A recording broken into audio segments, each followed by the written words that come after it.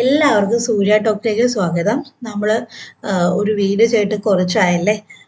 എനിക്ക് എൻ്റെ ജോലിയുടെ തിരക്ക് നല്ലതായിട്ടുണ്ടായിരുന്നു. കാരണം ബോർഡ് എക്സാം ഒക്കെ നടക്കുകയാണ്. അപ്പോൾ കുട്ടികളെ പരീക്ഷയ്ക്ക് പ്രിപ്പയർ ചെയ്യിക്കുന്നതൊക്കെ ജോലികളുണ്ടായിരുന്നു. അപ്പോൾ അതുകൊണ്ട് എനിക്ക് വീഡിയോ ചെയ്യാൻ പറ്റാതിരുന്നത്. അപ്പം ഇന്നുകൊണ്ട് തിരക്കൊക്കെ കഴിഞ്ഞു. അപ്പോൾ ഞാൻ വിചാരിച്ചു ഇന്ന് തന്നെ ഒരു വീഡിയോ ചെയ്തേക്കാമെന്ന്. അപ്പോൾ ഇന്ന് ഞാനിപ്പോൾ കൊണ്ടുവന്ന് സംസാരിക്കാൻ പോകുന്ന ടോപ്പിക് എന്ന് പറയുന്നത് ഒരാൾക്ക് എത്ര വിഷൻ ബോർഡുകൾ നിർമ്മിക്കാം, അല്ലെങ്കിൽ ഏതൊക്കെ ടൈപ്പ് വിഷൻ ബോർഡുകൾ നിർമ്മിക്കാം എന്നുള്ളതിനെ കുറിച്ചിട്ടാണ്. ഇപ്പം വിഷൻ ബോർഡ് എന്ന് പറയുന്നത് നമ്മളുടെ ഫ്യൂച്ചർ ലൈഫ്, നമ്മളുടെ ഭാവി ജീവിതം എങ്ങനെയാകണം എന്നുള്ളത് നമ്മൾ വിഷ്വലൈസ് ചെയ്യുന്നതാണ് വിഷൻ ബോർഡ് എന്ന് പറയുന്നത്.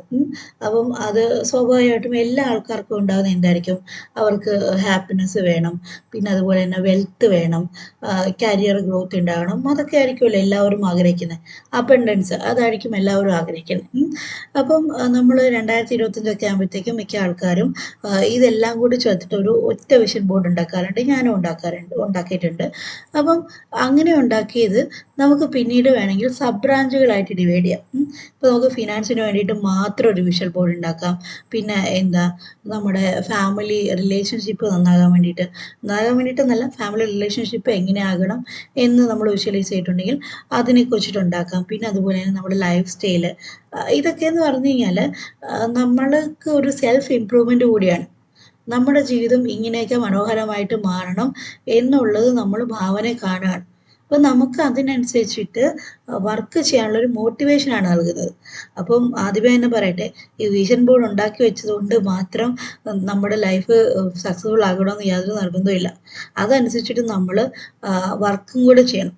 ഇപ്പം ഞാൻ എൻ്റെ ഒരു വിഷൻ ബോർഡ്, എൻ്റെ ഒരു വിഷനായിട്ട് എഴുതിയിരിക്കുന്നത് എൻ്റെ ചാനൽ 100K അടിക്കണം എന്നാണ്.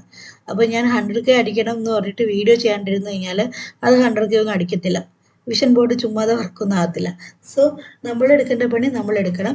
അത് കഴിയുമ്പോഴത്തേക്കും പ്രപഞ്ചം അല്ലെങ്കിൽ നമ്മൾ വിശ്വസിക്കുന്ന ദൈവശക്തി നമുക്കത് കൊണ്ടുതരും. താൻ പാതി ദൈവം പാതി എന്നാണല്ലോ പറയുന്നത്. അപ്പം ഞാൻ വിഷൻ ബോർഡ് ഉണ്ടാക്കി, ഇനിയിപ്പോൾ ഞാനൊന്നും ചെയ്യത്തില്ല എന്ന് പറഞ്ഞു കഴിഞ്ഞാൽ അത് നടക്കത്തില്ല.